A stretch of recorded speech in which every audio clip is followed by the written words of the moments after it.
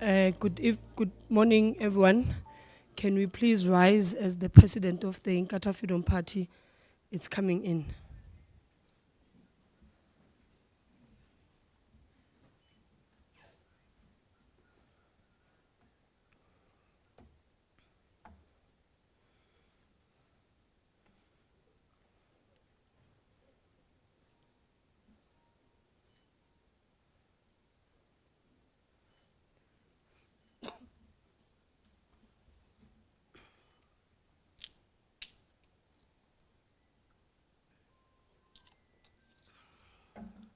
We may sit.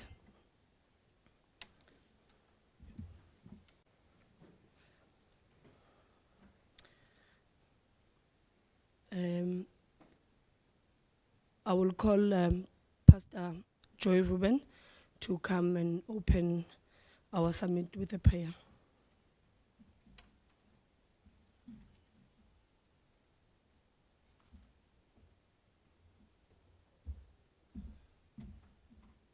Thank you, Program Director. Let us pray.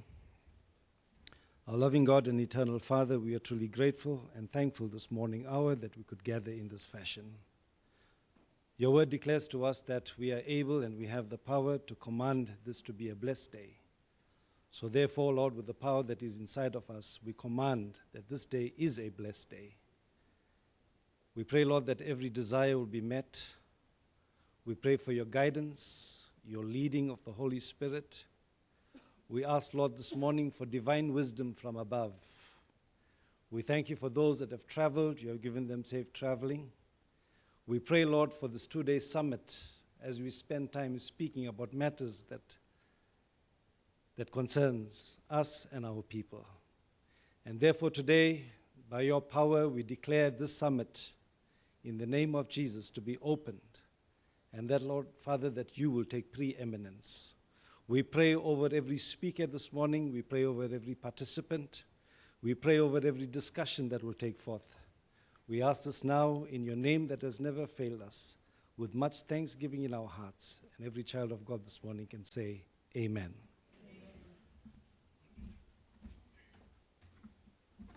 Thank you very much, Pastor Ruben. Let me first greet our Honorable President, Bab Hlabisa, and the Deputy President of the IFP, our Honorable Shenge, and the Secretary General of the Inkatha Freedom Party, our Honorable Mapoloba, and the Chief Whip of the IFP, and also the Treasurer General in the Inkatha Freedom Party, Honorable Singh, our caucus chairperson, Nkosi Ucebekhulu Sheng, and our Honorable Lizelle van der Merwe, and who's a member of parliament, Honorable Prof. Msimang, and Honorable Stole, all leaders who have joined us today. Good morning, and also our guests today who have joined us. Thank you very much. I'm sure you will be introduced properly when that time comes. But we have our Deputy National Chairperson of the Women's Brigade and also a councillor in the city of Johannesburg, Umam Makuba, and all councillors who are present today, and all district leaders and branches that have joined our summit today. Good morning.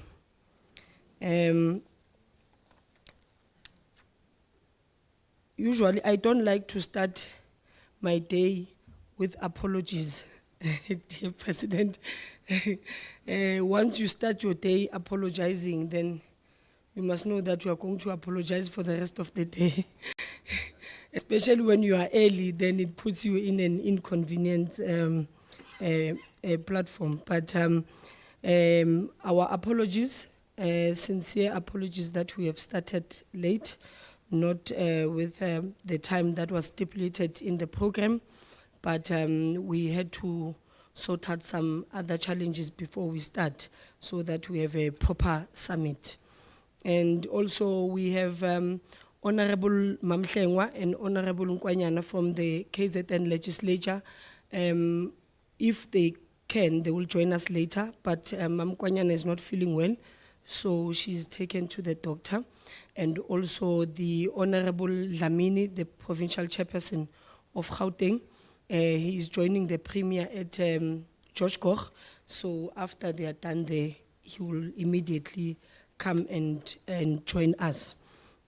With that being said, let me welcome you today, distinguished guest. I am Honorable Zandile Majosi, a member of parliament and a deputy chief whip of the Inkatha Freedom Party in the National Caucus.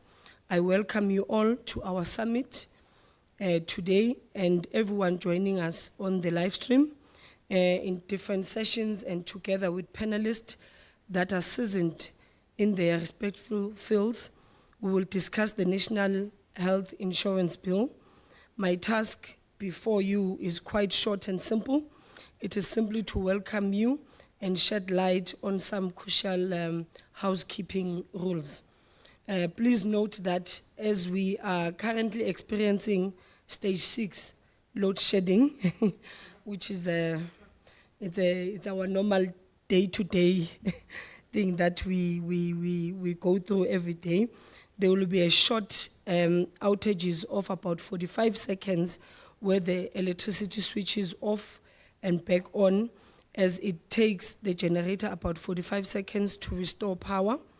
Our sincerest apologies for this inconvenience. Please bear with us as that happens within that 45 seconds. I don't want anyone to panic, so that's why I'm saying for 45 seconds we'll just be in the dark. And also bathrooms will be found on the left-hand side of the entrance. Please look out for the sign that reads restrooms.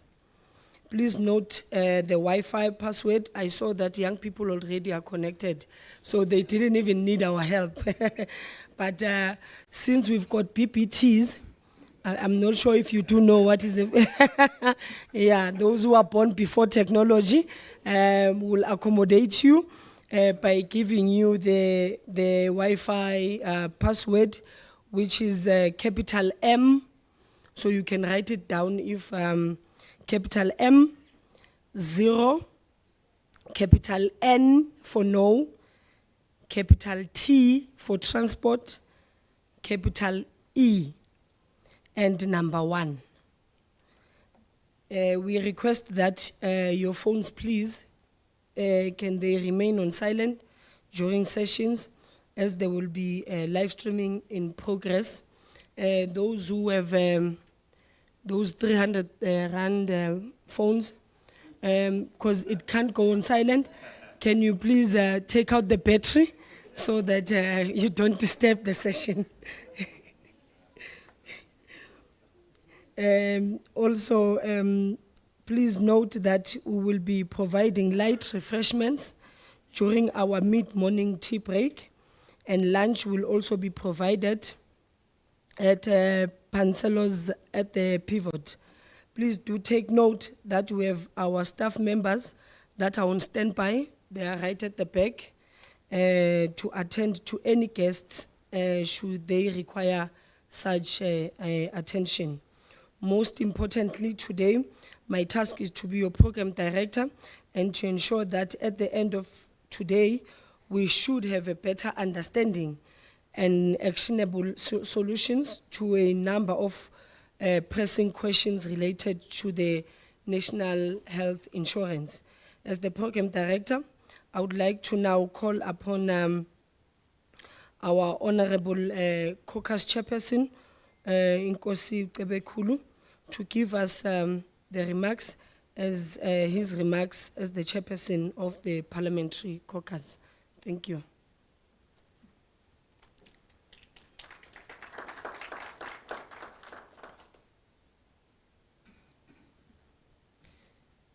Please bear with our caucus chair. Yeah, he has 3 legs, so it would be normal if it's 2. So you run, you can walk fast, but if you've got 3 legs, it takes a while.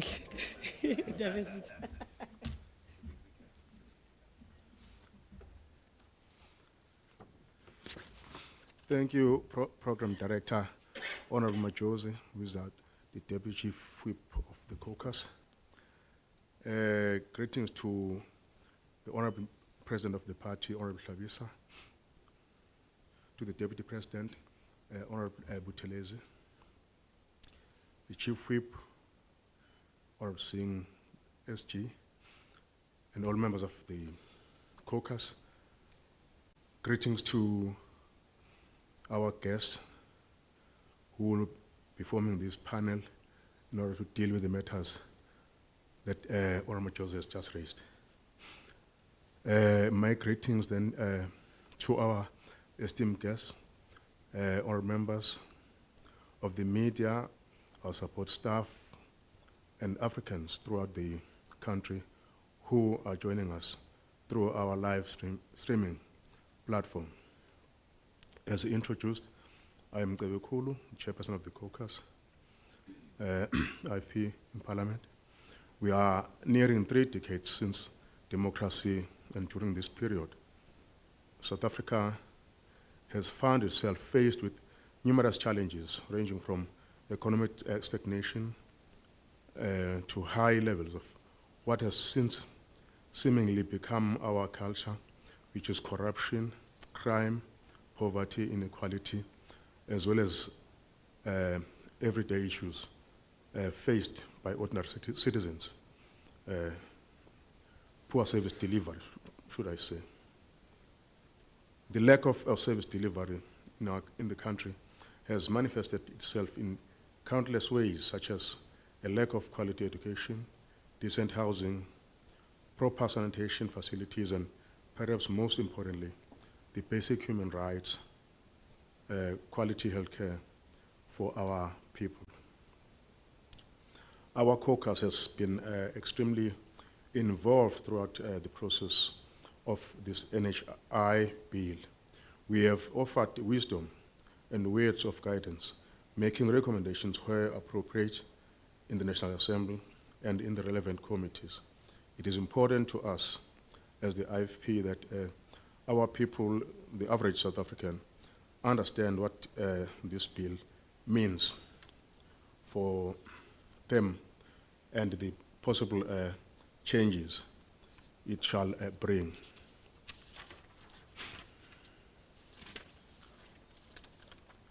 It is for this reason that we are holding this health and welfare summit to get leading industry experts to shed light on the implications of the national health insurance on not only the pockets of, but also on the health of our people. This platform will also provide a chance for any member of the public to pose any questions they may have to our panelists, with the intent that at the conclusion of this summit, a large population would have a deeper and more meaningful understanding of this bill. With the information gathered here today and tomorrow, and this resolution taken, we will be able to present South Africans with a crucial opportunity to be better positioned to make informed decisions about the direction that the healthcare of the country should take. Ladies and gentlemen, on behalf of the Parliamentary Caucus, I welcome you to the summit. I thank you.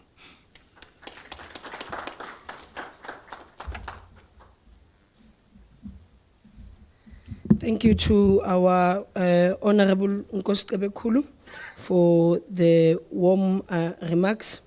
I will move forward to call upon our Deputy President of the IFP and also a Member of Parliament, our Honorable Sheng, to do an introduction and official opening.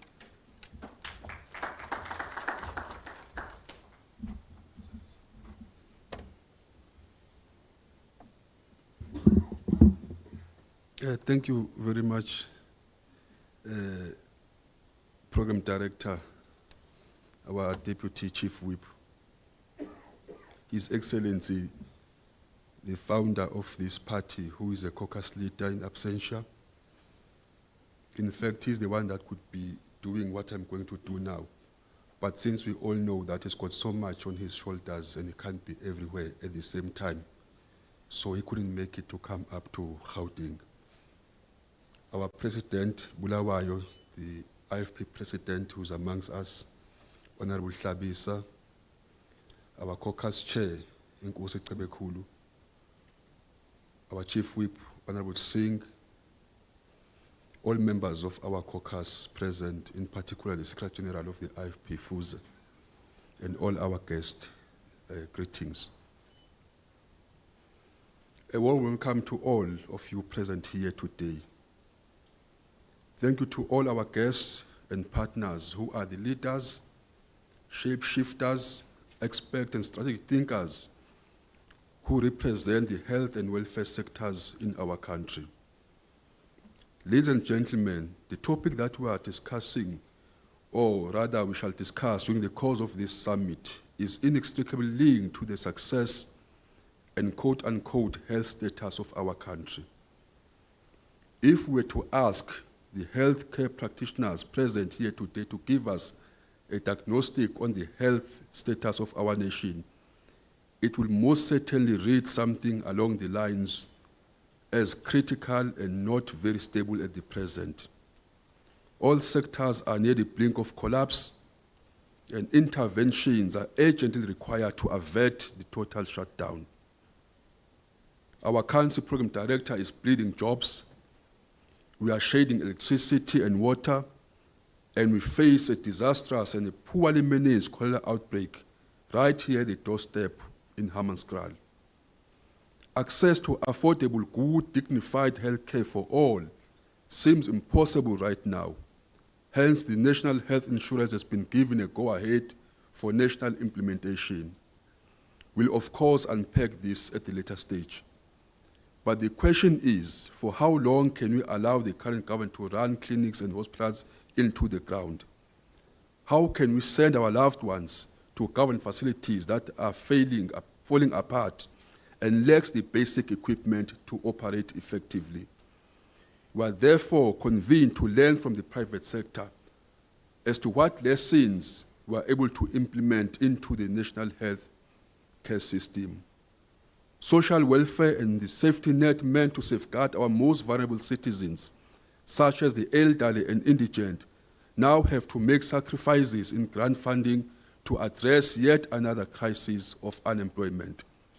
The social distress of grant may be here to stay, but how are we going to afford it as a country? Or rather, does our economy going to afford it? Are we giving South Africans a hand up through this, or we're setting them up to remain lifelong grant recipients? These are the critical questions and discussions we can no longer avoid to engage on. Homelessness and the inability of our government to offer affordable social houses are becoming a major problem for big cities such as Joburg, Tshwane, eThekwini, and Cape Town. Poverty and youth unemployment is crippling our nation. More households are losing their primary source of income. This directly affects the current crop of young people who are suffering due to the lack of employment opportunities. Youth are languishing on the streets, and most are resorting to substance abuse and crime, and they've got nowhere to turn to. Crime is destroying our country. Any gains that we make on other sectors are simply destroyed when our people are raped, murdered, and abused. Indeed, the topics that we'll be discussing during the course of this summit is inextricably linked to the success and health status of our country. To conclude the doctor's diagnostic, our country, colleagues, is sick. This is the reason why the IFP put together this all-important two-day summit to call upon all organizations represented within the healthcare and social welfare sectors to partner with us in bolstering our current policy and political offer to South Africans and bring together the sharpest minds that will shape and pave the way forward for our collective destiny as a nation. We have a duty, first as South Africans who believes in goodwill, and who wants to see this country prosper again. As a political party, it's our duty too to ensure that we put together the most effective and credible plan that will address all our social ills and essentially save our country. If we ought to tackle all our social ills, we must do so in unity, together in solidarity.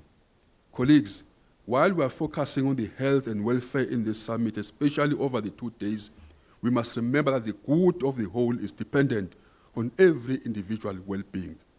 While the health status of every citizen is key to ensure success and prosperity of all, equally the health of our country is also key for a brighter future for all.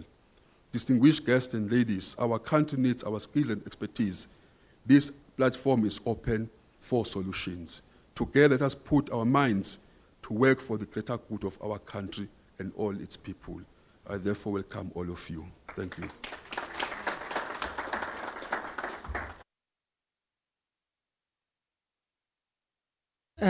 Thank you very much to our Deputy President for an official opening.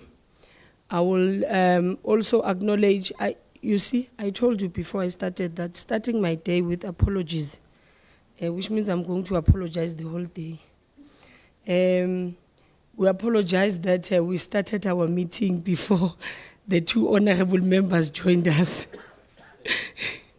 We apologize for starting the meeting without you, but let me acknowledge Honorable Sanele Zondo, who is the National Chairperson of the Youth Brigade, and also Honorable Nhlanhla Hadebe, who is our member in the NCOP. You are most welcome, honorable members, and we'll gradually then welcome other members who will be joining us as we proceed.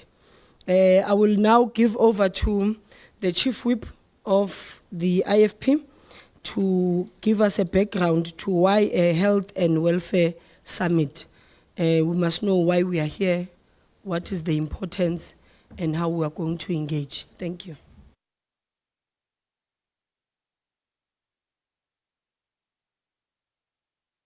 Thank you very much to my colleague and Deputy Chief Whip in the National Parliament, Honorable Zandile Machozi. We are in her house at the moment, so it's appropriate that she is the program director also, and welcome all of us, including the President of the IFP. I greet you, Bulawayo, our Secretary General, who is a member of National Parliament, and who serves on portfolios of employment, labor, education, because as you all know, he is an educationist of note, having served in the education sector for well over 40 years, I would think, SG, well over 40 years, as president of NATU as well, for many, many, many years, and a real asset to us in Parliament in terms of providing input on education issues and employment and labor. I also acknowledge our Deputy President, who welcomed us here this morning, Honorable Buthelezi, who is also a National Member of Parliament, and our finance spokesperson. I think you've seen him many times on television, not on Police File, but talking about financial issues and what the IFP's position is on a number of the financial issues. So he's mainly our finance spokesperson, but also represents us on public enterprises, which you know are in a terrible state in our country, with billions being poured into failed state entities, SAA, ESCOM, you name them, TENEL, you name them from one end to the other. All these state entities where millions of rand of your money is being poured have failed us dismally. And that is why, as the IFP in Parliament, we always say that we encourage PPPs, private partnerships, public partnerships. The private sector, government, and the public sector and the citizens of this country must come together in running some of these places. And you'll find that they will do a much, much better job than the way government runs. Because every time these entities fail, government comes to us with a bill, another 100 billion, 50 billion, 80 billion, and whatever. And what do we see? 6 hours of load shedding, not even 2 hours, right? Because ESCOM is failing us as well. And then I want to acknowledge all my other colleagues that are here. Honorable van der Merwe, she's a very old, no, long-standing, and not old, long-standing Member of Parliament on Home Affairs, social welfare, a very great activist in pushing IFP policy on those matters. Inkosi Kebekulu, our chairperson on agriculture, land affairs, mainly always, projecting the policies of IFP.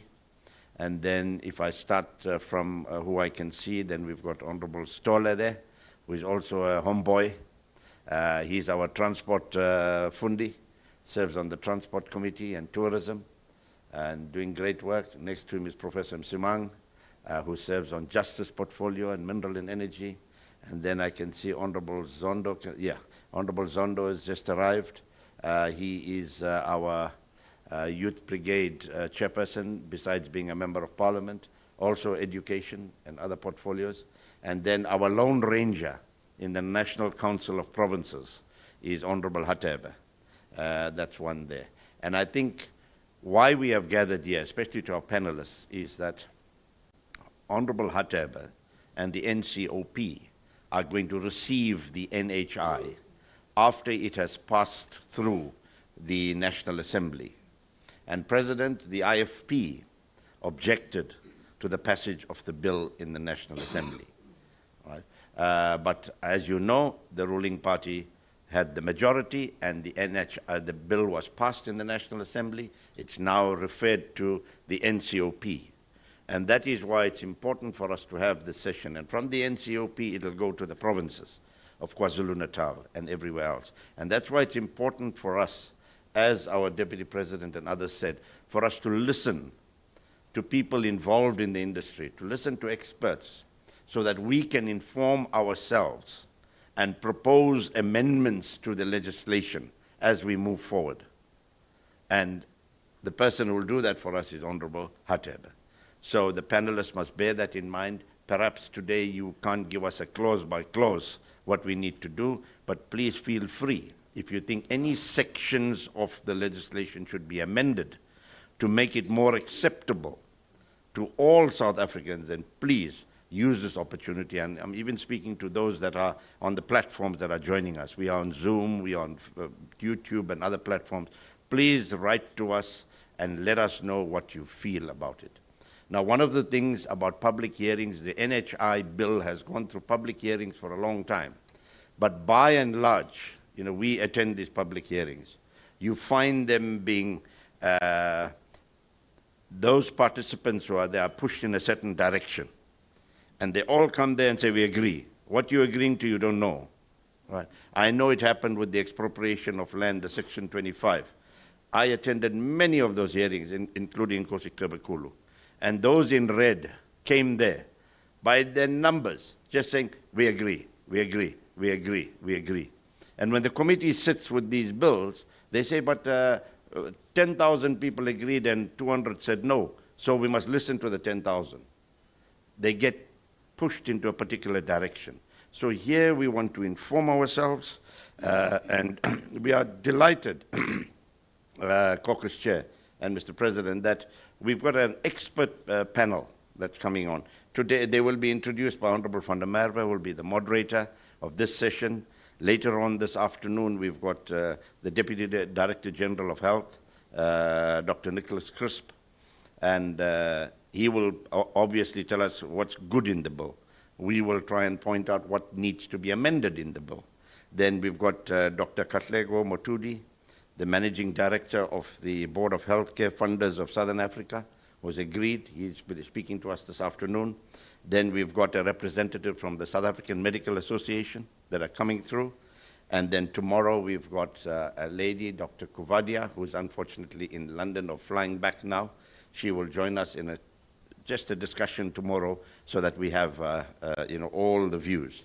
And then on the water side, we've got also a panel of expert speakers, including the former Director General of Water, Professor Muller, who I know very well. We've got Dr. Anthony Turton, and we've got, again, Mr. Ashley Starkey representing the department. So what we're glad about, our colleagues, is that government has agreed to come and speak and tell us what they feel about water and health issues, which is good for us. We don't want this to be a one-sided kind of discussion. We want everybody to have their say, and we want you who've attending this summit to ask them questions. Ask them questions of clarity. If you agree with them, yes. If you feel that you have concerns, please feel free to ask them. Don't worry about what we said as the IFP. Ask your own concerns, and the moderators will give you an opportunity. Yesterday, just for your information, we went on an outreach program as a caucus because we are in recess now, and people sometimes think recess means, yeah, you can go home and sleep and do nothing, No, recess means you must be out with the people. So that is why our caucus in Cape Town decided we'll go, and we start here in Gauteng with health and welfare. Yesterday we were at the police station at Moroka, and we met the colonels there, and we asked them about issues, the challenges, the successes, etc. We went to the Tusong Center at Maponia Mall. Unfortunately, it was closed. That's where they host welfare, SASA, and Home Affairs, but it was closed because they said there was no water. So Honorable van der Merwe phoned the Director General of Home Affairs and said, what's water got to do with this here? Because the toilets for the people who come here is in the mall, and the mall is opened. He was not even aware that the Tusong Center was closed. But in any case, he has kindly agreed to host us as members of Parliament. We are setting a date, and he will take us through to Pretoria Home Affairs and where there are challenges, because some of you go to Home Affairs at 4 o'clock in the morning. You don't even get served until 4 o'clock in the afternoon.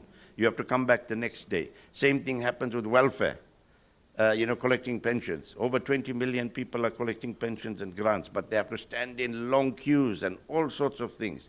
Now, how can that be? And we know the ruling party is going to come along as we move to the election to say, you see, one of the biggest things we've done as the ruling party here is give pension to 20 million people.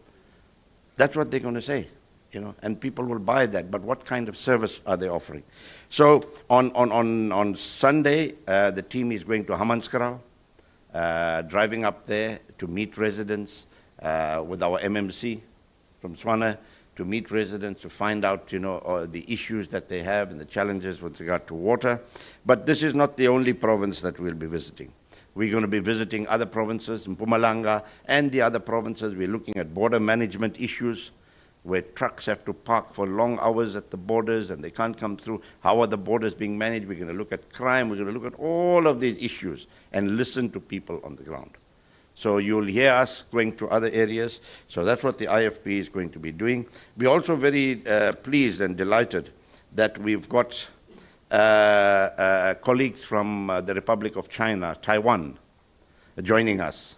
And they'll be panelists a little later. And I want to also, on behalf of the caucus, apologize to them for the 1 hour delay, because President Hlabisa and I think Honorable van der Merwe and a few of us, we went to Taiwan, and we went to the division that deals with healthcare.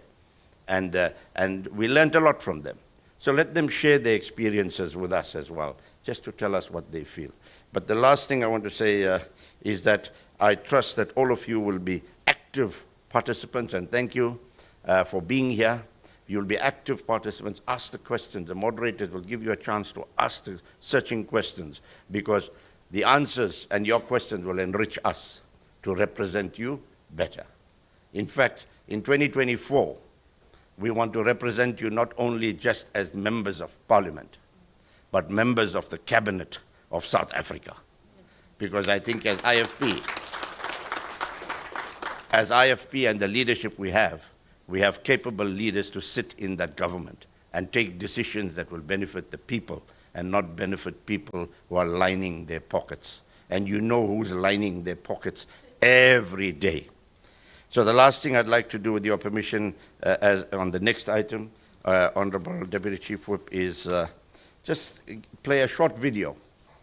I was watching news last week. I was in London for some other meeting, and the BBC carried this news item where the National Health Services in the UK is celebrating the 75th anniversary. So they've been around for 75 years. So you'll hear what they've said in about 2 or 3 minutes. I think it's a short video. We'll just play one now, we'll play the other one later. But just to give you a feel of national health insurance and the national health services. But let us emphasize that as the IFP, we are not opposed to universal health care. In fact, many South Africans don't get the kind of health care they deserve. Deputy President mentioned that. We are not opposed to that. We are not opposed to leveling the playing fields so that the person who can afford a private hospital and the person who goes anywhere, they must get the same kind of service. That's what we want to see.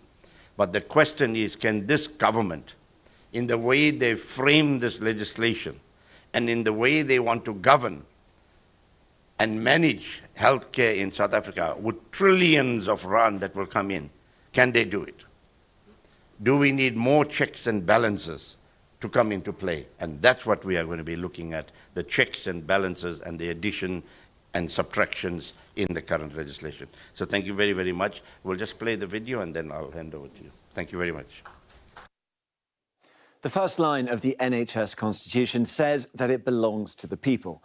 So what people think about it and the service they get from it is crucial. A new poll from Ipsos, exclusively for Sky News, shows that they don't think much. And because we ask the same questions internationally, we can compare that to how 16 other countries think about their own healthcare systems. Take our first question. Over the coming years, do you expect the quality of healthcare that you and your family will have access to locally will improve, stay the same, or get worse?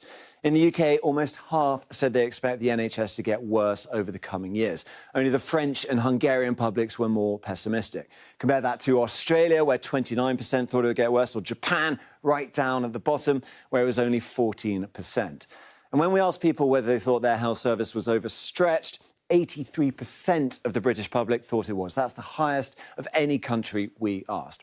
Now, you might object that this reflects a particularly British miserablism in our attitudes, and we do tend to be a bit Eeyorish about predictions while still being very positive about the care we're actually getting. But that has changed too. Satisfaction in the NHS has plummeted since the start of the pandemic. As recently as 2018, the British public were more satisfied with their healthcare than people in any of the other countries. But each year, the UK has been slipping down that rankings. It's now in 6th place. Now, much of that feeling is related to waiting lists. During the pandemic, health services around the world postponed elective procedures to free up beds. The difference is that with other countries, they levelled off, like in Sweden, in blue, or even fell in green, like for Ireland. Instead, though, in England, up here in red, the waiting list kept rocketing upwards. It's now more than 80% of what it was compared to the same month in 2019. The NHS has faced pressure of some sort for all of its 75 years. But if you look at the data and the public's perception, the last few years have been particularly acute.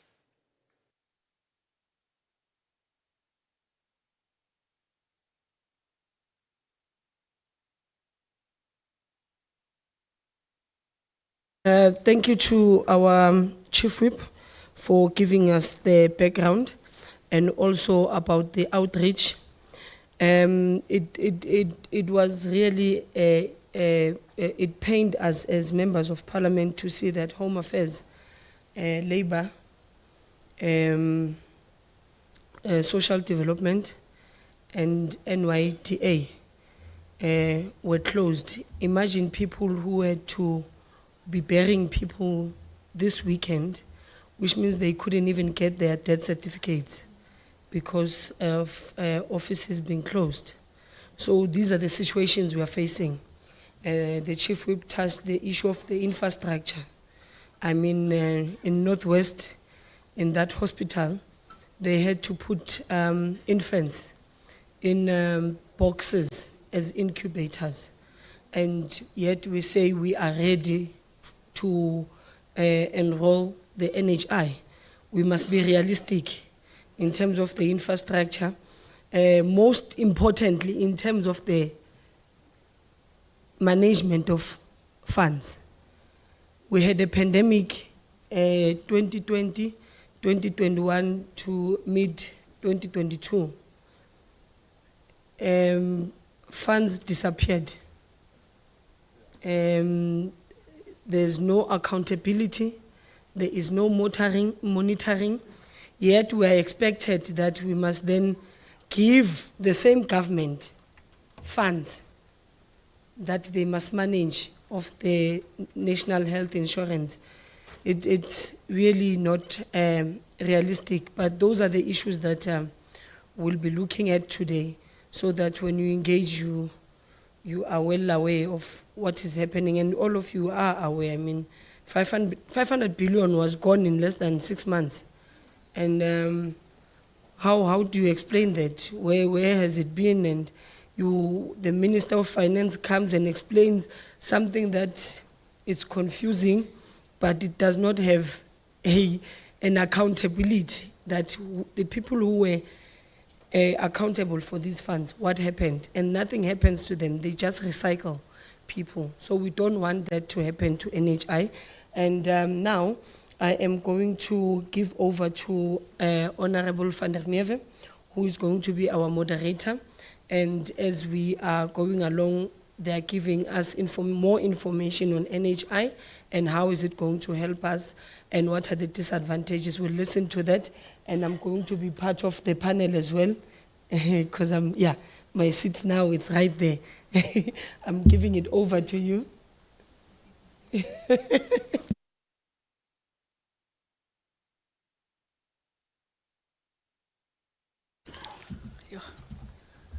a bit hard, short. Let me start by greeting our President Emeritus and founder of the IFP, our caucus leader in absentia. Good morning to our President, Honorable Hlabisa, our Deputy President Nkosi Mzamo Buthelezi, our Secretary General, Honorable Ngobo, our Whippery, our caucus Chief Whip and Deputy Chief Whip, our Chairperson of our Youth Brigade, the Deputy Chairperson of the Women's Brigade, all MPs and MPLs, councillors, our Gauteng leadership, good morning, and all protocol observed. We are now dealing with session 1. Session 1 is for us to firstly look at the overview of the National Health Insurance Bill. And I'm going to just sort of briefly sketch what the NHI is, and then we are going to seek to answer some questions in terms of what the future is for the IFP in terms of tackling this bill, whether it is at an NCOP level. We are seeking to get some expert inputs from our panelists, which I will introduce in a minute. We need to answer some questions. And then also, of course, as a group here, we need to obviously then come up eventually at the end of this day with some proposals or resolutions in terms of how the IFP, as the official opposition in KwaZulu-Natal and as well as the 4th largest political party in the country, plans to tackle this issue. As Mr. Singh had said, the IFP is not against universal health care for all. In fact, the IFP is a party that fights for the poorest of the poor, wants everyone to have access to good quality healthcare services. But the question that we need to ask is whether the ANC government will be able to deliver that free healthcare. And in fact, I want to read just something that I found, and this is from the Public Servants Association. The Public Servants Association said recently that they're concerned that the government is introducing the national insurance, health insurance, as an election campaign strategy, and that there will be no improvements in healthcare. According to this workers' union, the current single fund model for the NHI will plunge the citizenry into deeper financial crisis, as they will be burdened to fund this initiative. The idea, and this is what they're saying, the idea that workers must be expected to pay for private medical insurance and the NHI simultaneously introduces anxiety amongst the public sector. But here's the crux of what they actually said. They said further to that, health reform in South Africa should be the rehabilitation of the public healthcare system. And this can be best achieved by competent, non-partisan healthcare services, free of corruption and political interference. And this is the view of the Public Service Association. So colleagues, as we know, the National Health Insurance Bill has been passed by Parliament, mainly due to the muscle that the ANC had put behind it. And it's now become a very controversial bill. The NHI proposes that medical schemes will fall away, and those funds will be then directed to the public healthcare system. It proposes that most healthcare, including doctor visits and medicines, will be free for everyone, and medical schemes will not be able to provide or cover for services. The NHI tax will be replaced by the premiums that we pay to medical aids, and it will be illegal for medical aid funds to pay for care and medicines as they've done before. So following the passing of the NHI bill, of course, there's been some criticisms. For example, some people are asking the question whether this is the final straw that will break Treasury's back. Some have asked, some like the South African Medical Association have rejected the bill. And for example, Solidarity, the organization, has already said that they will be going to court to challenge this bill. And so therefore in session one, we're going to ask our experts to speak to us, as the IFP would like to explore how the NHI will be implemented, what are the advantages and disadvantages of an NHI bill, how sustainable will it be, will the NHI be able to succeed in South Africa, and also if this bill is not workable, what are the policy changes that the IFP should be championing once this bill gets to the NCOP level. So without further ado, I will be introducing Mr. Chris Hatting. He is the Head of Policy Analysis at the Center for Risk Analysis. Chris Hatting is the Head of the Policy Analysis. Chris has special interest in trade, economic, healthcare, and investment policy. He's a member of the Global Trade and Innovation Policy Alliance. He sits on the Advisory Council of the Initiative for African Trade and Prosperity, and he's a senior fellow at the African Liberty. Chris holds a doctor's degree in business ethics from the Stellenbosch University, and we welcome you, Chris. Thank you very much.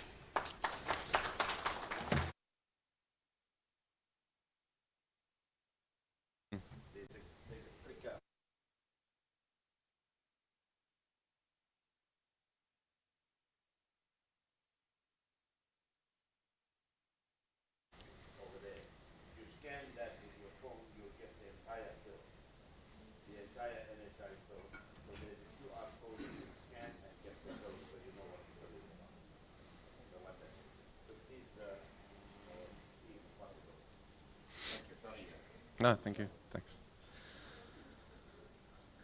Good morning, everyone. Mr. President, Deputy President, Caucus Chair, Honourable Singh, Members of Parliament, councillors, members of the media, thank you all very, very much for the opportunity for the Centre for Risk Analysis to take part in this discussion today. The CRA, we try and pull lots of data from different sources, economics, politics, scenarios, to try and inform our analysis of policy, of the risks in the country. With the risks that come in South Africa at the moment come lots of opportunities. If we can change some of the policies, some of the bills on the table at the moment, we could hopefully get South Africa to a better position in the future. And arguably that is what all South Africans deserve right now. Given the history of the country, we want progressive policies, we want inclusive policies, but we also want these to be done in a way that does not impose more financial burdens on future generations, for example. So let's see if we can figure some of that out.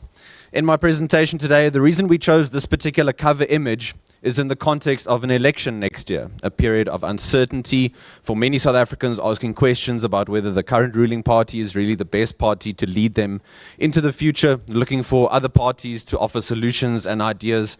We think that uncertainty opens up the ground for opportunities if we can engage with South Africans on the terms that work for them.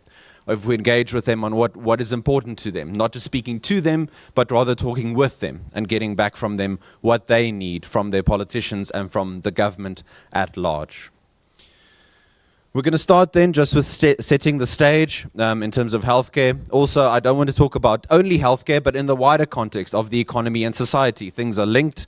One policy area does not operate on its own, but things work on each other. And I want to try and connect some of the nodes, as it were, to help better our understanding. We look at 2021. According to the Ombud, the Office of Health Standards Compliance, 5.9% of establishments in the Northern Cape, 3.6% in the Free State, and only 1.9% in Limpopo were compliant. These are the standards that you would need for an NHI to work. You need to get to these standards. I know that means that actual harder work needs to be done. You can't just say you pass a bill and everything gets solved. This is the sort of hard work that we could focus on if we could improve some of these standards to improve healthcare access for citizens who can't afford private medical care, for example. The former health ombud, Professor Makgoba, he said, and I quote, "I suspect most of the hospitals will not meet the high standard required of the NHI. How do we get to that position where we get hospitals, private hospitals, up to that level?" Public hospitals are beset by bed provision constraints with an overall shortfall of 15,000 beds in 2022. How can we fix just some of these basics to make something like the NHI more workable? Only 55% of all public clinics in the country are of ideal status. According to the definition, ideal status is clinics that have good infrastructure, adequate medicine and supplies, good administrative processes, and sufficient adequate bulk supplies.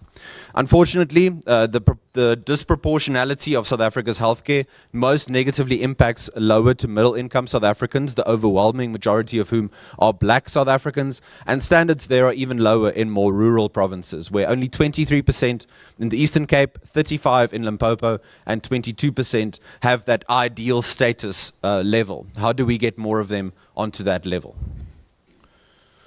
Looking then for South Africa as a whole, South Africa had a ratio of 2,760 people per public sector doctor in 2021.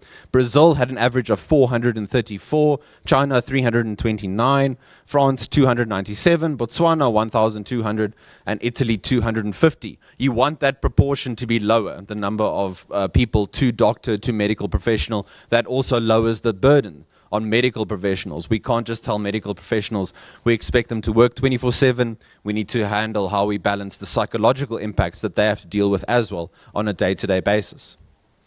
Between 2000 and 2021, according to our research, people per public sector nurse declined from 482 to 415. But during that same period, the people per private sector nurse declined from 691 to 457, or 33%. So you can see the private sector may be doing better with incentives, for example, the systems, again, that they offer to nurses to move into the private sector. You cannot, you can make your edicts and you can decide that people must work in public care. How do you incentivize them? How do you change the systems and the incentives that you play with in that regard?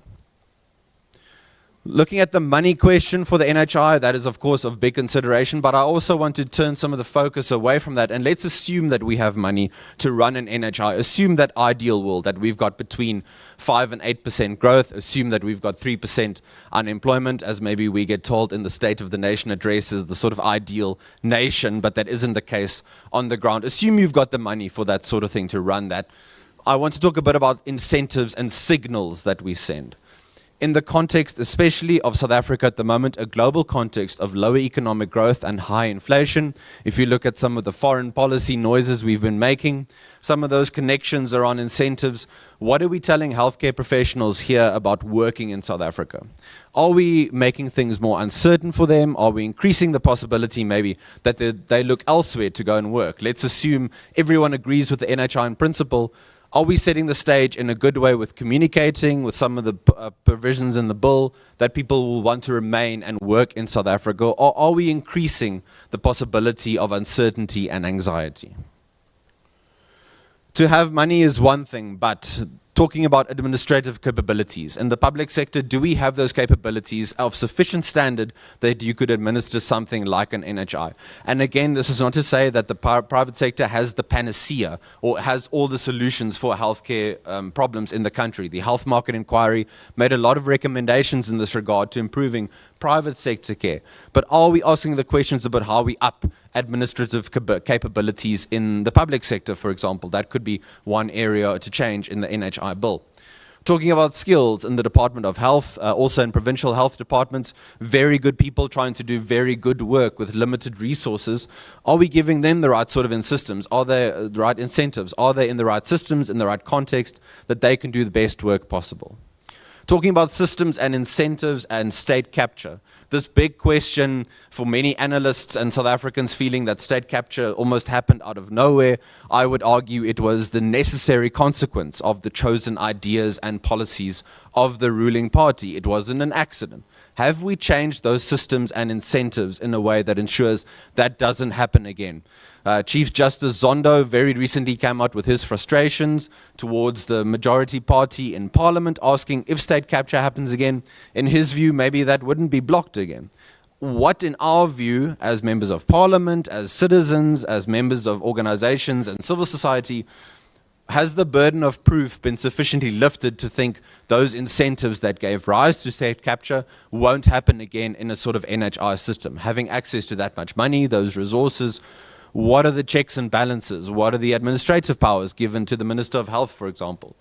For those of us in the room, those of you representing the IFP, next year for you, the ideal scenario is a majority IFP cabinet and parliament. Assume the worst case scenario. Assume your bitterest political rivals assume political power and they get to administer the NHI.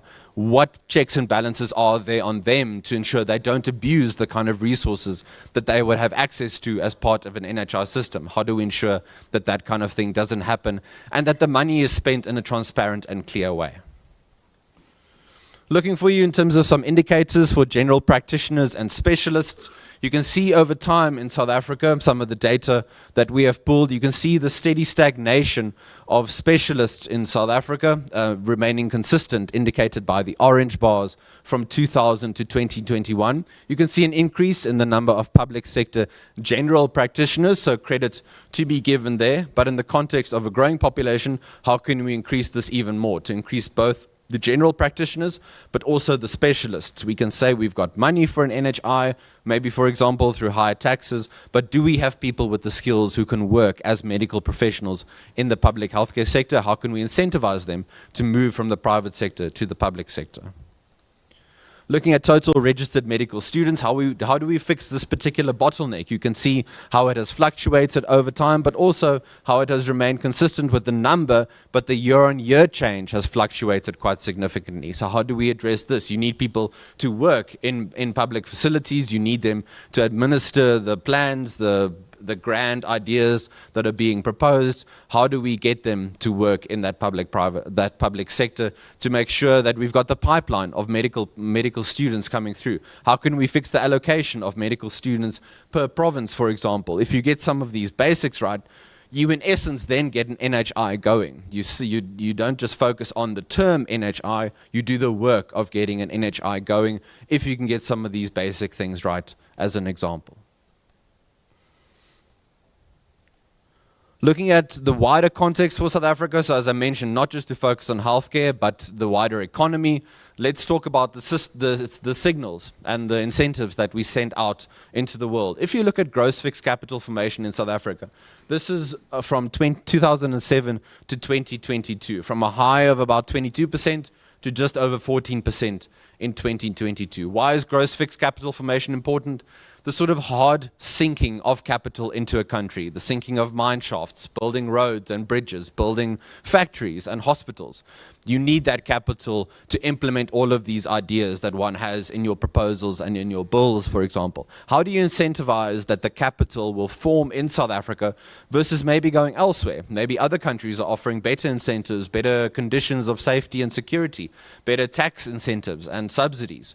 How do you change the narrative and the perception and the uncertainties around something like the NHI that would help gross fixed capital to increase. Because when that increases, you will see better investment in the country. That, of course, comes with more job creation, but it also comes with more investment in things like medical technology, intellectual property, so that the country itself becomes a hub for medical innovation. During COVID-19, we all encountered the problems around vaccine shortages and access to vaccines. We can rightly point to issues on Western countries and companies there, but what questions can we ask to put ourselves in a stronger position going forward? Why always assume that the solutions must come from outside versus how we incentivize innovation to take place in South Africa so that we have those sorts of things being manufactured here and we don't just wait for other countries to provide us with that assistance. Looking at government debt, so again, that big picture. For our first age, we take South Africa from 1994 to 2007, and our second age is from 2007 up until 2022. For your first age, you can see quite a success story in bringing down gross government debt as a proportion of GDP. But for your second age, you can see how that has massively increased. This, of course, has been exacerbated by COVID-19. The government tried to provide assistance where it could. You can make strong moral and pragmatic arguments for that. But your debt has to be repaid at some point. Your debt has to be dealt with. And the higher your debt burden, maybe, for example, through public sector wages, which arguably are not measured by actual performance and service delivery, the higher your debt burden, the higher the possibility that you have cutbacks in other departments. So healthcare, education, those more basic services, for example, this balancing act. Those of you in the room who work in Parliament, you have a much more difficult job than I do in terms of actually balancing budgets. You can't just promise the world and then solve everything. You don't have an unlimited budget. How do you balance these sorts of things? If we can keep the public debt down, that, for example, would mean we could spend more in a targeted, efficient way on things like public healthcare for citizens who cannot afford private sector healthcare. To summarize then our outlook going forward, both in terms of the NHI but also more widely for South Africa and the NHI's context in South Africa's geopolitical economic space. According to the latest Henley and Partners Wealth Migration Report, approximately 400 high net worth individuals, those who are worth $1 million or more, immigrated last year, and 500 more will leave in 2023. That money, of course, then gets paid to other governments that they can use for their various spending priorities. How can we incentivize and convince some of these South Africans to come back, or at least to remain here in some capacity? How do we lower the anxiety and the risks that they feel come with investing in South Africa? One way would be to implement a more pragmatic and sound NHI policy going forward, not just saying that the NHI will take over all of healthcare, but maybe doing it in a more pragmatic, step-by-step way over time. The signals we send, as I mentioned, on geopolitics in this context of South Africa's chosen foreign policy again. What signals are we sending for medical professionals in South Africa, but also in other countries about whether they can or should work in South Africa? Is there certainty about where they will work? What risks will the NHI expose them to? Will the NHI mean that they as healthcare professionals have to work in certain areas that they think is not best for them? Where can they engage in more flexibility or not? How do we deal with that global context? We're part of a global community. We operate in that environment. How can we ensure that we incentivize medical professionals to remain in South Africa? This idea of systems and incentives, again, my point around governance. Some of the proposals perhaps for the NHI bill could focus on the wide administrative powers that are offered to the Minister of Health. Again, assume that your worst case scenario, Minister of Health comes in charge of the NHI. How do you ensure that there are checks and balances on the power that he or she enjoys to ensure that they do things in an accountable, transparent manner?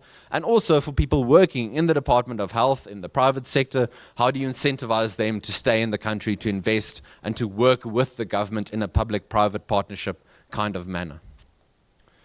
This idea of doing the work, getting the basics right, we cannot expect government to solve everything, and I also don't think we can expect the private sector to solve everything, but if we focus on certain basic priorities, again, things around getting medical students going, getting those pipelines moving, prioritizing the improvement of public healthcare facilities in areas where they have declined, especially in Gauteng.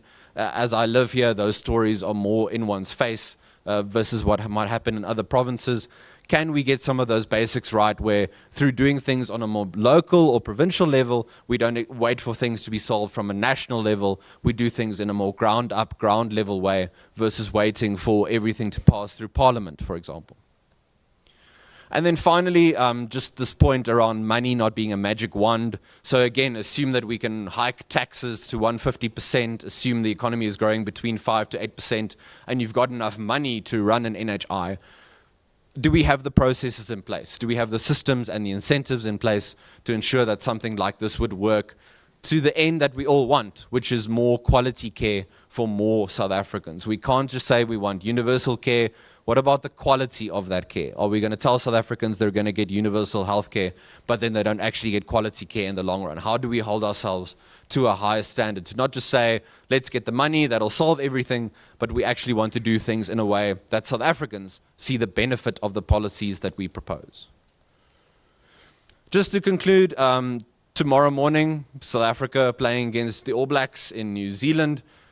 To me, at this point in time, the NHI is this sort of idea that we know we're going to beat New Zealand, we're going to take to the field, we're going to defeat them 15-0, but have we done the work? Have we planned for the strategy? Have we ensured that the forwards know what they're going to do? If the backline gets the ball to run with, are they going to kick? Are they going to run? What are they going to do? How are they going to figure things out? We've got the grand plan, but have we done the real hard work to ensure that that game is going to go in the way that we want? Thank you very much.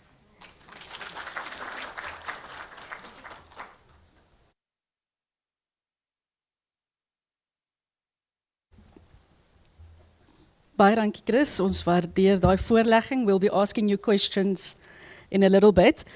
Colleagues, in fact, we were supposed to ask Mr. Setas to go next, but our colleagues in Taiwan have indicated that it's a little bit late on their side. So we will be taking a virtual presentation from our Taiwanese colleagues. The first person that will be speaking is Dr. Sheng Li, who is the Deputy Director General of the National Health Insurance Administration in the Ministry of Health and Welfare in Taiwan.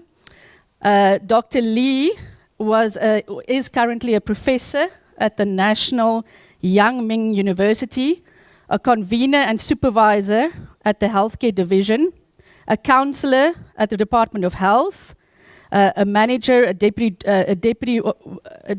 Director General, as I've indicated, and he will be making, or Doctor will be making some remarks, and then also be introducing Ms. Angela Kao. So we give over to our colleagues in Taiwan. Yeah, thanks. Dear moderator, dear President Bathès Lacy, yeah, dear President Labisa, yeah, I'm Chen-Hua Li from Taiwan. I'm honored to have the opportunity to join you all in today's video conference. The National Health Insurance Program has been implemented for 28 years since March 1st, 1995. It has been considered as one of the Taiwan's most popular public programs and also something that Taiwan is proud of. Like many other countries with universal health coverage, Taiwan also faces challenges, including ensuring quality health care, maintaining the soundness of NHI finance, equitable healthcare resources distribution, and building a resilient healthcare delivery system. Yeah, in past 28 years, we have pain, we have tears, we also have joy and happiness and hope.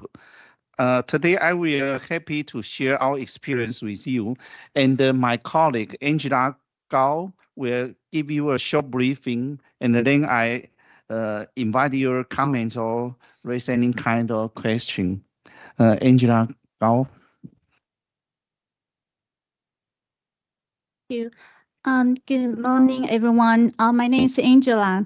It's my great honor to introduce you the National Health Insurance Program in Taiwan. To begin, let's take a look at some health data of Taiwan. With a population of over 23 million people, more than 16% of the population is over the age of 65.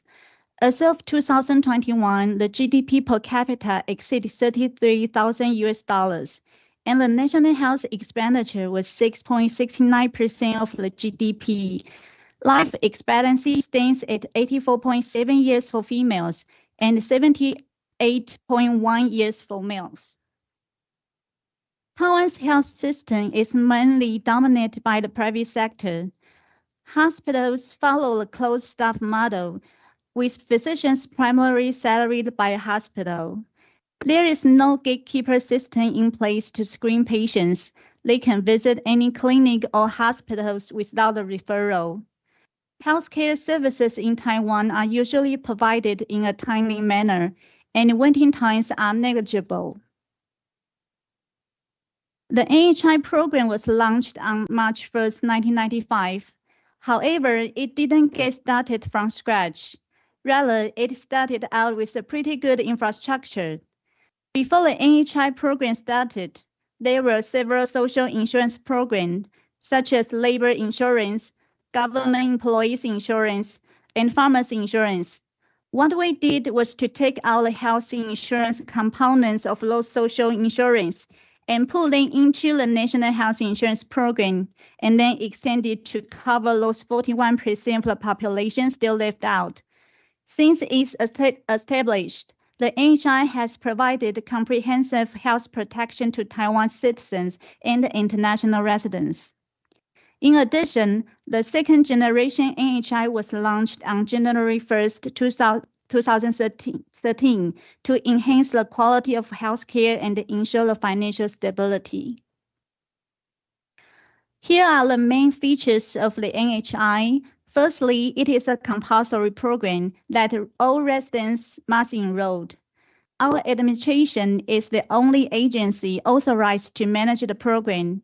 We collect premiums from the insurer and reimburse the medical payments to the healthcare providers. The healthcare coverage is very comprehensive, and people need to pay a copayment when seeking the medical care.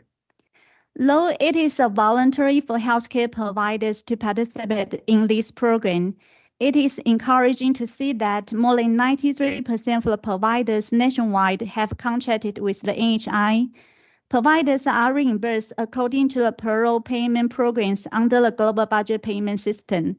There are premium subsidies and co-payment waivers for disadvantaged have been granted through different projects. The NHI premium source of financing is through premiums, which include general and supplementary premiums. Each insurer is required to contribute the general premium. There is a formula for calculating the insurer's monthly premium, which takes into account the insurer's salary income, contribution ratio, or number of dependents. A supplementary premium has collected since 2013 and is charged on certain types of income received by the insured, such as the large bonuses and interest income. And just refer to the premium calculation formula mentioned in the previous slide. The contribution ratio is determined based on the category the insured belongs to. The insured are classified into the 6 categories. For instance, most salaried employees belong to the category 1, where they are required to pay 30% of their premiums. Their employer contribute 60%, and the government covers the remaining 10%.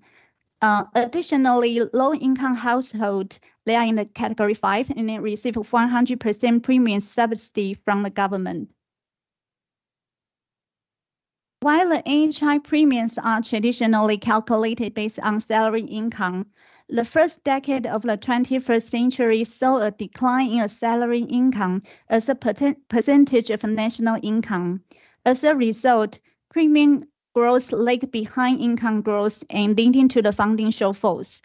To address this issue, the introduction of a supplementary premium on various types of income other than salary has helped alleviate the perennial financial problems. The NHI provides comprehensive benefits that cover the inpatient care, outpatient care, drugs, dental services, traditional Chinese medicine, daycare for mentally ill, and home health care. Expensive health services such as dialysis and organ transplants are also covered. The insured must pay the copayment for their medical use. The copayment is partially waived if this hospital outpatient visit is arranged by referral. To ensure that people who really need health care do not lose assets because of this cost-sharing mechanism, individuals who meet certain conditions are exempted from making copayments. If insured needs the hospital stay, they will be charged a co-insurance, and the rate varies according to the length of their stay. However, this co-insurance was capped. In 2022, around $1,400 per stay for the same disease, and $2,400 accumulated regardless of the disease. The average utilization rate of NHI outpatient service in 2021 was 13.12 visits each person.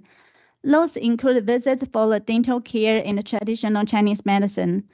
For inpatient care, the average utilization rate was 13.11 admissions per 100 persons in 2021. Since the NHI inception, we reimburse the healthcare providers based mainly on a fee-for-service payment system. Then, to better control medical expenditures, we built up the global budget payment systems, including the global budgets for dental care, Chinese medicine, clinics, hospitals, and dialysis, respectively. To further rationalize the reimbursement of the medical services, a resources-based related value scale was initiated in 2004 and a Taiwanese version of DRGs in 2010. To enhance the quality of health care and offer better services, the NHI has implemented various patient-centered integrated care plans, including integrated delivery system planning, integrated home health care, and the telemedicine for remote areas. I would like to provide further elaboration on the home services and home health care and the telemedicine services in remote areas. In order to improve the access of medical care for patients who are inconvenienced to go out for medical treatment, encourage caregiving teams to cooperate with the community care network, strengthen case management, and improve fragmented services of different types of home care. The NHI implement the integrated home health care plan, and the medical institutions form a caregiving team to provide patient-centered health care. To improve the healthcare in mountainous areas and offshore islands, the NHI has implemented the integrated delivery system plan since 1999 and telemedicine services in 2021. These programs collaborate with the hospitals to improve the access to specialties outpatient services for residents in remote and mountainous areas, thereby promoting the localized medical care. Presently, telemedicine services are available in 70% of the 64 mountainous and remote townships nationwide, along with 7 emergency referral networks. These services cover a range of medical specialties, including the cardiology and emergency medicines. From previous slides, you may already have an idea about NHI's payment and financing framework. Now I would like to emphasize that these frameworks are supported by extensive information technology. Now I would like to show you some digital applications of the NHI. This is the NHI medical system. It provides a platform for medical providers to access patients' medical information that previously was scattered in different hospitals and clinics to ensure drug safety and enhance healthcare quality. There are 12 types of patients' medical information can be viewed in this system, such as medication, examinations, and medical images. In addition, because of its function of sharing medical information, the medical system serves as a real-time alert system in the early stage of COVID-19 outbreak. By linking it with the broader entry and immigration data, frontline health workers can view the patient's travel history and occupation that can help them to make rapid and accurate diagnosis. Each insured has an NHI card which should be carried when seeking medical services. This card is an IC chip card that contains records including patients' last 6 visits, drug prescriptions, drug allergies, consents for organ donation. This card can be also used to monitor high utilization patients and detect fraud by analyzing data daily uploaded to our administrations. For these years, cloud computing technology has also been applied to give this card additional and more powerful functions. The virtual NHI card pilot plan is also underway. To facilitate with the government's digital policy and promote mobile care, we are now piloting a virtual NHI card which is used in home-based medical care and telemedicine. With the ability to scan QR codes on virtual NHI card, hospitals rendering remote care are spared the need for physical card to upload medical claims. My Health Bank is an online health personal health data, such